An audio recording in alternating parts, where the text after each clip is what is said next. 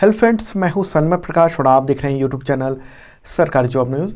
ये 5 से 8 फरवरी 2021 के इंपॉर्टेंट करंट अफेयर्स क्वेश्चंस हैं। पीडीएफ अवेलेबल है विद नोट्स एमसीक्यू है इस वीडियो के डिस्क्रिप्शन में, या आप इसे वीडियो खत्म होने से ठीक पहले मेरे बगल में जो डाउनलोड का लिंक आता है वहाँ से ले सकते हैं। इस वीडियो में खास तौर पे उत्तराखंड में जो घटना हुई है ग्लेशियर फटने या फिर लैंड स्लिप के, उसके बारे में काफ़ी डिटेल में 3D मैप से बताएंगे। सैटेलाइट जो मैप है, सैटेलाइट व्यू है, उसके थ्रू 3D। ओके, और इसके अलावा भी कई सारे और क्वेश्चंस हैं, कई दिनों का है, इस वजह से तो सबका डिटेल बताएंगे। तो शुरू करते हो। और पहला क्वेश्चन सबसे इम्पॉर्टेंट, किस जिले में नंदा देवी पर्वत का ग्लेशियर फटने या फिर लैंड स्लिप से 7 फरवरी 2021 को बाढ़ ने उत्तराखंड के एक हिस्से में तबाही मचाई? आंसर होगा चमोली।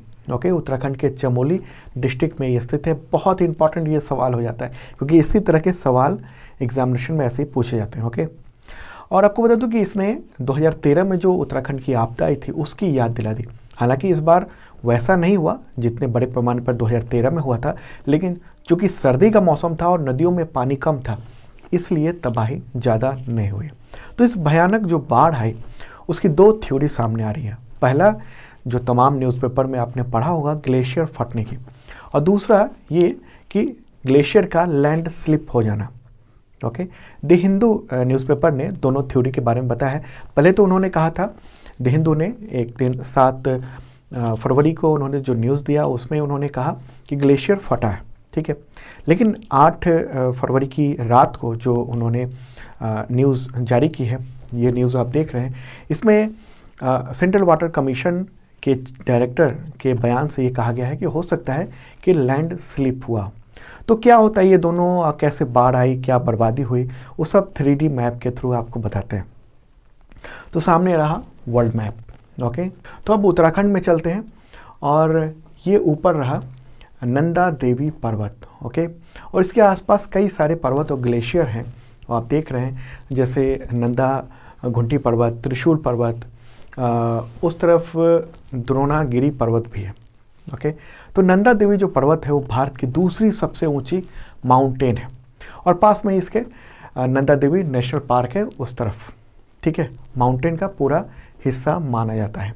तो मीडिया रिपोर्ट के मुताबिक, जैसे द हिंदू ने भी छापा था, कि नंदा देवी पर्वत के आसपास जो है 7 फरवरी को ग्लेशियर फट गया, और इससे जो अचानक काफ़ी ज़्यादा जो बर्फ़ आया ऋषिगंगा नदी में, उसके बाद फिर अलकनंदा नदी में, फिर गंगा में, तो उसके वजह से काफ़ी तबाही सी मची उस पूरे इलाके में। ओके, तबाही मचाते हुए पहले ऋषिगंगा हाइडल प्रोजेक्ट को बर्बाद कर दिया इसने, पूरा प्रोजेक्ट बह गया, और यहाँ पर जो काम करने वाले लोग थे वो हताहत हुए। आप वीडियो भी उस तरफ देख रहे हैं। ओके, और जो रेड कलर का दिख रहा है वो किस तरह से बाढ़ नदी से होकर आगे आई, वो पूरा मैप है ये, ठीक है। कई शव मिल चुके हैं, सुरंग से लोगों को बचाया भी गया है, राहत के काम बड़े पैमाने पे चल रहे हैं, ठीक है। और इसी बाढ़ ने तपोवन हाइडल प्रोजेक्ट, फिर तपोवन विष्णुगढ़ हाइडल प्रोजेक्ट, उस सब को भी काफ़ी नुकसान पहुंचा है। तो कैसे कैसे ये बाढ़ आगे बढ़ी इसके बारे में बताता हूँ, लेकिन एक सवाल उठता है कि आखिर ग्लेशियर फट कैसे जाता है और क्या होता है ग्लेशियर का फटना, ग्लेशियर बर्स्ट।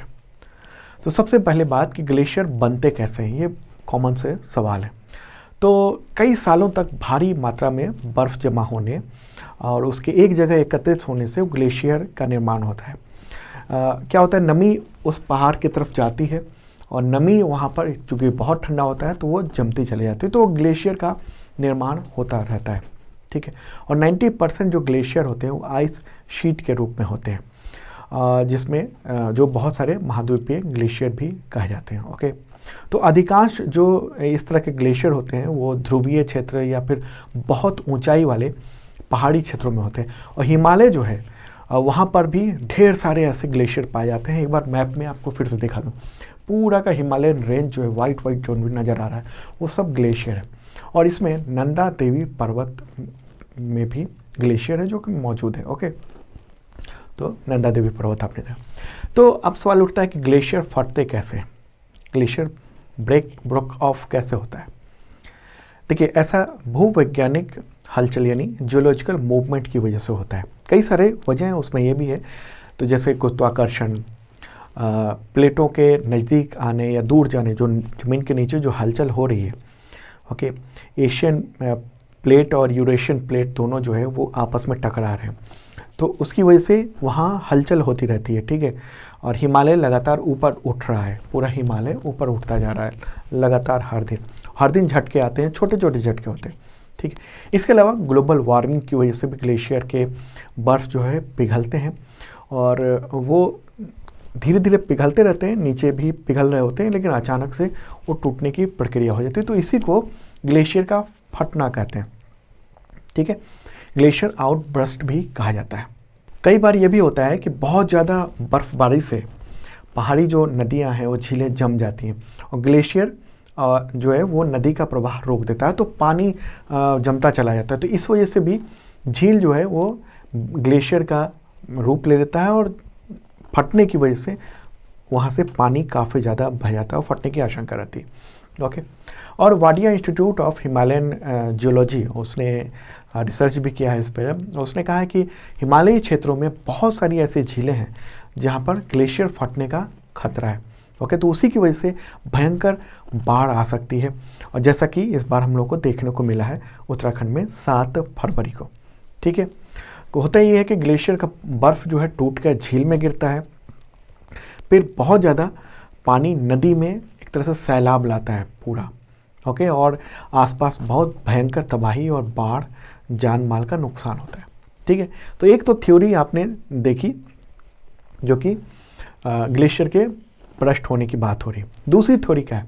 दूसरी थ्योरी है land slip, okay. The Hindu newspaper ने सेंट्रल वाटर कमीशन के डायरेक्टर शरद चंद्रा के हवाले से ये कहा है कि ग्लेशियर फटने की वजह संभव है कि नंदा देवी या उसके आसपास का जो पहाड़ है वहाँ लैंड स्लिप हुआ। लैंड स्लिप का क्या मतलब होता है? लैंड स्लिप मतलब कि ज़मीन का खिसक जाना, ओके। तो उनका ये कहना है, सेंट्रल वाटर कमीशन के डायरेक्टर का कहना है कि सैटेलाइट के जरिए पूरे इलाके पर, माउंटेन पर नज़र रखी जा रही है। ये जो व्यू आप देख रहे हैं ये पहले का व्यू है, ठीक है, घटना से पहले का व्यू है। लेकिन अभी ये चूँकि हमारे पास तो एक्सेस है नहीं सैटेलाइट का, इसलिए मैं लाइव नहीं दिखा सकता हूँ, लेकिन ये व्यू कुछ महीने पहले का है, ठीक है। तो इसमें तो नहीं दिखेगा आपको कि किस तरह से फटा है, लेकिन उनका कहना है, सेंट्रल वाटर कमीशन का ये कहना है कि सैटेलाइट से पूरे लाइव देखा जा रहा है और वहाँ पर ग्लेशियर ब्रस्ट होने के निशान नहीं मिले हैं।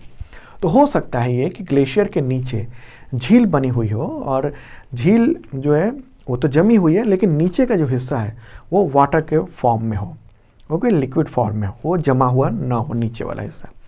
तो नीचे का जो हिस्सा है वो उसके मिट्टी स्लिप हो गई हो, मतलब लैंड स्लिप हो गई हो, तो इसकी वजह से नीचे का उसका सारा जो पानी है वो मिट्टी और छोटे छोटे पत्थर, मलबे के साथ साथ नीचे गिरा है, और बहुत तेज़ी से नीचे गिरा, जिसकी वजह से ज़बरदस्त जो है बाढ़ आ गई। और जैसा मैंने पहले बताया, हिमालय जो है हर दिन ऊपर उठ रहा है, हर दिन भूकंप के छोटे छोटे झटके आ रहे हैं, ओके। और पानी का जो वज़न होता है वो बहुत ज़्यादा होता है। 1 क्यूबिक मीटर पानी जो हुआ, 1 क्यूबिक मीटर पानी, उसका वज़न 1 टन होता है, ओके, एक एवरेज में। अगर काफ़ी ज़्यादा पानी जमा हो गया झील के रूप में पहाड़ के ऊपर में, ओके, जहाँ पर बर्फ़ है, ग्लेशियर है वहाँ पर, तो संभावना ये होती है कि लैंड स्लिप हो जाए, ओके। और लैंड स्लिप की घटनाएं ऐसी देखने को मिलती है, क्योंकि जो 2013 में जो घटना हुई थी, ये भी बात हो रही थी कि वहाँ ऊपर झील था और झील से जो है वो टूटा और झील का पानी पूरा आया। उस समय तो चूँकि बरसात का भी मौसम था, इस वजह से भी काफ़ी नुकसान हुआ था, ओके। और ये देखने को मिला है कि धीरे धीरे पेड़ भी काफ़ी संख्या में कटे हैं, बांधों का निर्माण हो रहा है। तो ऐसे में जो पानी का वेग है वो रुका है, पानी रुका है, तो उसकी वजह से वज़न काफ़ी नीचे, गुरुत्वाकर्षण की वजह से वहाँ भार काफ़ी ज़्यादा हो रहा है, तो इस वजह से भी लैंडस्लाइड होने की घटना देखने को मिल रही है, ओके। तो 2 थ्योरी है, दोनों में से किसी से भी जो है ऋषि गंगा नदी में भयंकर बाढ़ आई, या तो ग्लेशियर फटा है या फिर लैंड स्लिप हुआ है और ग्लेशियर के नीचे से पानी सब बह गया, ओके। तो ये जो बाढ़ है वो तबाही मचाते हुए आगे बढ़ी है। मैं एक बार बता दूं कि ऋषि गंगा नदी में ये बाढ़ आई ऊपर में, ओके, तो वहाँ से फिर ये बाढ़ आगे बढ़ते हुए ऋषि गंगा जो हाइडल प्रोजेक्ट है वहाँ पर है। ओके, आपको मैं दिखाता हूँ ये इलाके, इस जगह पर, ठीक है। यहाँ पर आपको दिख रहा होगा कंस्ट्रक्शन था, लेकिन अब ये पूरा बह चुका है एकदम। ओके, थोड़ी सी कुछ कंस्ट्रक्शन दिखाई दे रहा है। एक बार फोटो भी मैं दिखा देता हूँ, ये रहा फोटो, ठीक है, अभी लाइव वाला, वहाँ जो हालात है। तो ये बिजली बनाने का प्रोजेक्ट चल रहा है, इस पर पर्यावरणविद और यहाँ तक कि उमा भारती जो केंद्रीय मंत्री रह चुके हैं वाटर रिसोर्सेज की, तो वो भी इस पर कह चुकी हैं कि जब वो मंत्री थी तब भी उन्होंने इस पर आपत्ति जताई थी कि वहाँ पर बांध नहीं बनने चाहिए। ओके, तो चूँकि उधर से पानी बहुत तेज़ी से आया, वहाँ वो झेल नहीं पाया, फिर और तेज़ी से पानी आया, तोड़ता हुआ पानी जो रुका हुआ था वो भी आगे बढ़ गया। उसके आगे तो उसने कई सारे पुल तोड़ दिए बाढ़ ने आगे बढ़कर, और ऋषि गंगा नदी जो है वो आगे धौली गंगा नदी में मिल जाती है। ठीक है, ऋषि गंगा नदी धौली गंगा नदी में मिल जाती है, और धौली गंगा नदी की जो आगे वहाँ बाढ़ आई और वो आगे बढ़ते हुए तपोवन पर पहुँचे। यहाँ पर एनटीपीसी का तपोवन हाइडल प्रोजेक्ट भी वहाँ तबाहसा हो गया, और यहीं पर टनल में जो मजदूर काम कर रहे थे वो इसमें दब गए। जैसे तैसे वहाँ से लोगों को निकाला जा रहा है, कुछ शव भी निकाले जा रहे हैं, कई लोगों की मौत भी हो गई। तपोवन से आगे बढ़कर धौली गंगा जो है वो अलकनंदा नदी में मिल जाती है। अलकनंदा नदी में भी बाढ़ आ गई क्योंकि पीछे से पानी आ रहा था, और वो Tapovan Vishnugarh hydro power project में उसको बहुत ज़बरदस्त नुकसान पहुंचाया। यहाँ भी लोग काम कर रहे थे, उनके हताहत होने की खबर है।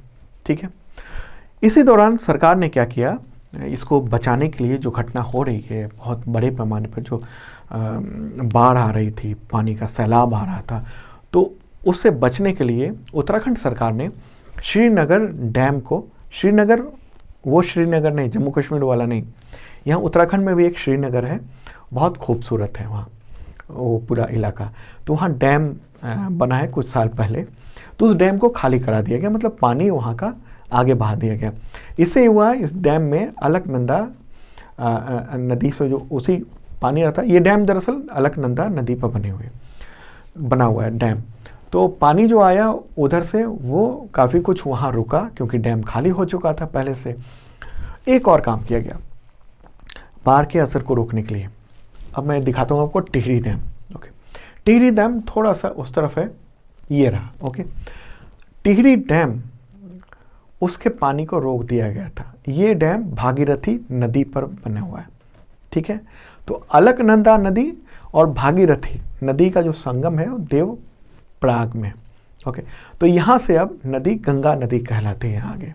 तो ऐसे में बाढ़ की जो भयावहता थी उसको एक तरह से रोक लिया गया इसके थ्रू, और काफ़ी कुछ पानी पहले ही श्रीनगर डैम में रोका गया था। उसके बाद फिर बाढ़ आगे बढ़ी, लेकिन चूँकि भागीरथी नदी का पानी जो है आना बंद हो गया था, इसलिए बाढ़ की रफ्तार जो है उसके पानी का वो कम हो गया। जैसे में गंगा नदी में जलस्तर तो उठा, लेकिन वो तबाही वैसा मचा नहीं पाया। तो फिर ऋषिकेश, फिर आगे जो हरिद्वार है, वहाँ पानी का वेग जो है वो बहुत खतरनाक नहीं रहा। तो इस तरह से, एक तरह से हम देखें तो चूँकि ये मौसम सर्दी का मौसम था, इस वजह से ज़्यादा तबाही नहीं देखने को मिली है। नहीं तो अगर ये बरसात का मौसम होता तो भयानक तबाही होती 2013 की तरह। आशंका तो यही बताई जा रही है। तो कई सारी चीज़ें आपने जाना, जनरल अवेयरनेस की भी बातें जानी, करंट की जो घटनाक्रम वो 3D मैप के थ्रू। ओके, आगे बढ़ते हैं, अगला क्वेश्चन लेते हैं। उससे पहले कैसा लगा ये वीडियो आपको ज़रूर बताना कमेंट बॉक्स में। ओके, आपके कमेंट्स का इंतज़ार रहेगा। अगला क्वेश्चन लेते हैं, सीबीआई का अंतरिम निदेशक किससे नियुक्त किया गया? आंसर होगा प्रवीण सिन्हा। ओके, देखिए सीबीआई के जो डायरेक्टर थे ऋषि कुमार शुक्ला, तो उनका कार्यकाल 3 फरवरी को ख़त्म हो गया था। तो उनकी जगह पर अब 1988 बैच के गुजरात कैडर के आईपीएस अधिकारी हैं प्रवीण सिन्हा, तो उनको यहाँ पर तैनात किया गया है। ठीक है, वहाँ पर वो एडिशनल डायरेक्टर के पद पर तैनात थे। अब एक कमेटी है जो सीबीआई डायरेक्टर की नियुक्ति करती है, अस्थाई डायरेक्टर की। वो कमेटी, उस कमेटी में प्रधानमंत्री होते हैं, सुप्रीम कोर्ट के चीफ जस्टिस होते हैं। ओके, लोकसभा में विपक्ष के नेता होते हैं, लेकिन कांग्रेस लीडर अधीर रंजन चौधरी को रखा गया हुआ है। बीएसएफ के प्रमुख, एनआईए के प्रमुख, सीआईएसएफ के प्रमुख वगैरह वगैरह कई लोगों की टीम होती है। ओके, तो सीबीआई के अभी एंट्रीम जो डायरेक्टर है वो इनको बनाया गया है। ओके, चलिए अगला क्वेश्चन लेते हैं। उससे पहले बता दूं कि 2020 का टोटल करंट अफेयर्स जो है बुक अवेलेबल है अमेजन पे, बेस्ट सेलर है, पिछले 2 महीने से ज़्यादा वक्त हो चुके हैं। 432 पेज की बुक है और तमाम एग्जामिनेशन में आपको काम आएगा। अभी रेलवे के जो एग्जामिनेशन चल रहे हैं, करंट के क्वेश्चन काफ़ी कुछ इससे टकरा रहे हैं। एसएससी एमटीएस का जो अभी फॉर्म आया है उसकी भी तैयारी कर सकते हैं और यूपीएससी की तैयारी बहुत अच्छे से कर सकते हैं। ये बुक, इस वीडियो के डिस्क्रिप्शन में बुक का लिंक अवेलेबल है और पीडीएफ भी अवेलेबल है, डिस्क्रिप्शन में जरूर देखना। अगला क्वेश्चन, भारत की सबसे कम उम्र की महिला पायलट कौन बन गई है? आंसर होगा आयशा अजीज़। ओके, मात्र 25 ईयर की उम्र में वो महिला पायलट बन गई है, सबसे कम उम्र की। ओके, सबसे कम उम्र की, ठीक है, 25 साल की वो हैं। और आपको बता दूं कि 2011 में ही वो सबसे कम उम्र की स्टूडेंट पायलट बनने का लाइसेंस उनको मिल गया था। उस समय मात्र 15 साल की थी और रूस के सुकोल एयरबेस पर उन्होंने मिग 29 का उड़ान का भी प्रशिक्षण लिया हुआ है। बॉम्बे फ्लाइंग क्लब से भी उन्होंने ग्रेजुएशन की डिग्री ली हुई है। 2017 में उनको कमर्शियल उड़ान का लाइसेंस मिला था, तो अब वो मतलब पायलट बन चुकी हैं। ओके, अगला क्वेश्चन लेते हैं। प्रोफेसर डीएन झा का निधन हो गया 4 फरवरी 2021 को, तो किस लिए जाने जाते थे, क्या थे वो? आंसर होगा इतिहासकार के तौर पर जाने जाते थे। ओके, 81 ईयर के थे, बहुत प्रसिद्ध इतिहासकार रहे। प्रोफेसर द्विजेंद्र नारायण झा पूरा नाम था। और आपको बता दूं कि दिल्ली यूनिवर्सिटी के इतिहास विभाग के वो अध्यक्ष रह चुके थे और प्राचीन इतिहास और मध्यकालीन इतिहास पर उनकी विशेषज्ञता थी। ओके, तो कई सारे विवाद भी थे, उन पर विवाद हुए थे। जैसे उनका ये कहना था कि राम मंदिर जो है उसको लेकर उन्होंने रिसर्च किया था। उन्होंने कहा था कि बाबरी मस्जिद के नीचे मंदिर होने के निशान नहीं है, उन्होंने नकारा था। काफ़ी चर्चा हुई थी। वैदिक काल और उत्तर वैदिक काल में हिंदुओं के द्वारा जो मांस भक्षण है इस सब के बारे में कहा था, तो काफ़ी विवाद भी इस पर हुआ था। डीएन झा। अगला क्वेश्चन लेते हैं। ऑक्सफोर्ड लैंग्वेज ने वर्ष 2020 के लिए किस शब्द को अपनी भाषा का हिंदी शब्द घोषित किया है? 2020 का हिंदी शब्द घोषित किया है। आंसर होगा आत्मनिर्भरता। ओके, आत्मनिर्भरता। ऑक्सफोर्ड के मुताबिक ये असंख्य भारतीयों की जो रोजाना उपलब्धियां हैं उसकी मान्यता देता है और महामारी संकट का सामना करने का एक तरह से हिम्मत भी देता है, क्षमता देता है। ऑक्सफोर्ड का ईयर ऑफ वर्ड वो होता है जिसे हिंदी में ही जो साल का काफ़ी ज़्यादा चर्चित हो, सांस्कृतिक महत्व हो उस पर। ठीक है, अगला क्वेश्चन लेते हैं। नेशनल सेफ्टी काउंसिल का अध्यक्ष किसे चुना गया है? आंसर होगा एस.एन. सुब्रमण्यन। ओके, किसने बनाया उन्हें? तो श्रम और रोजगार मंत्रालय ने। कौन है एस.एन. सुब्रमण्यन? तो वो L&T के CEO और प्रबंध निदेशक हैं। ओके, भारत की बड़ी कंस्ट्रक्शन कंपनी है, उसके ये CEO और प्रबंध निदेशक हैं। ठीक है, सेफ्टी काउंसिल है, सेफ्टी से रिलेटेड बहुत सारी चीज़ें वो करती है, इंडस्ट्री वगैरह वगैरह के लेकर। अगला क्वेश्चन लेते हैं। स्नो क्रिकेट चैंपियनशिप का आयोजन पहली बार किया गया तो किस केंद्र शासित प्रदेश में हुआ है? आंसर होगा जम्मू कश्मीर। ओके, जम्मू कश्मीर के श्रीनगर में 3 फरवरी 2021 को पहली बार ये चैंपियनशिप का आयोजन किया गया है। ठीक है, इंपॉर्टेंट बात है ये। अगला question, Syed Mushtaq Ali T20 cricket tournament 2021 का विजेता कौन सी टीम रही? आंसर होगा तमिलनाडु। तमिलनाडु की टीम ने जीत लिया। 10 जनवरी से ये टूर्नामेंट चल रहा था। 31 जनवरी को अहमदाबाद में जो है मुकाबला का फाइनल वगैरह हुआ और इसमें ये जीत हुई है। अगला क्वेश्चन लेते हैं। Badminton world federation world tour जो है बैंकॉक में जो आयोजित हुआ है उसका पुरुष एकल यानी मेल सिंगल खिताब किसने जीता? आंसर होगा एंटोनसे। ओके, एंटोनसेन, वो डेनमार्क से हैं और उन्होंने उसी देश के एक्स से लसन उसको हराकर ये टूर्नामेंट जीता है। अगला question, badminton world federation world tour जो बैंकॉक में हुआ उसमें महिला एकल यानी फीमेल सिंगल्स का खिताब किसने जीता, वुमेन सिंगल्स। आंसर होगा ताइजू यिंग। ओके, वो ताइवान से हैं, वर्ल्ड नंबर 1 खिलाड़ी हैं वो। अगला क्वेश्चन लेते हैं, badminton world federation world tour जो बैंकॉक में हुआ उसका महिला युगल यानी वुमेन्स डबल्स खिताब किसने जीता। आंसर होगा शू ही और शिन से उन चान। ओके, ये नाम है, इन्होंने जीता है। अगला क्वेश्चन लेते हैं, badminton world federation world tour Bangkok में जो हुआ उसका पुरुष युगल यानी मेंस डबल्स खिताब किसने जीता है। आंसर होगा इसका ली यंग और वांग ची लिन। ठीक है, ली यंग और वांग ची लिन। अगला क्वेश्चन, विश्व आर्द्र दिवस यानी वर्ल्ड वेटलैंड डे कब मनाया जाता है। आंसर होगा इसका 2 फरवरी। ओके, 2 फरवरी को मनाया जाता है क्योंकि इसी दिन 2 फरवरी 1971 को ईरान का जो एक शहर है रामसर, वहाँ पर वेटलैंड के संरक्षण के लिए रामसर वेटलैंड कन्वेंशन हुआ था, इंटर गवर्नमेंटल संधि हुई थी, तो इसीलिए इस दिन को मनाया जाता है। इंपॉर्टेंट है। वेटलैंड क्या है, जहाँ नमी हो, दलदल जैसा हो, थोड़ा पानी हो, जहाँ पर पौधे भी हो सके, पशु की प्रजाति विविधता हो सके, इसको वेटलैंड कहते हैं। अगला क्वेश्चन लेते हैं, हॉलीवुड की कॉमेडी एक्ट्रेस हैं क्लोरिस लीचमैन, तो उनका निधन हो गया 27 जनवरी 2021 को, तो उन्हें कौन से पुरस्कार मिले थे, बहुत मशहूर थी वो। आंसर होगा उपरोक्त सभी। ओके, तीनों, गोल्डन ग्लोब, एमी अवार्ड और ऑस्कर पुरस्कार, ये तीनों के तीनों उनको मिल चुके थे। 94 ईयर की थी, अमेरिका की रहने वाली थी। ओके, अगला क्वेश्चन, मार्सेलो रेबोलो डी सोजा वो चुनाव जीतकर दोबारा किस देश के राष्ट्रपति बने हैं। आंसर होगा पुर्तगाल। पुर्तगाल में राष्ट्रपति चुनाव हुए और उसमें उन्होंने दोबारा जीत हासिल की है। वहाँ पर 50% से ज़्यादा वोट लाने होते हैं टोटल वोट के राष्ट्रपति चुनाव जीतने के लिए।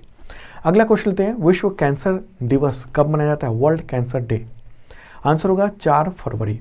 ओके, 4 फरवरी को मनाया जाता है, ये इंपॉर्टेंट डे है। और 2021 की थीम क्या है, I am and I will. अगला क्वेश्चन, अंतर्राष्ट्रीय मानव बंधुत्व दिवस कब मनाया जाता है।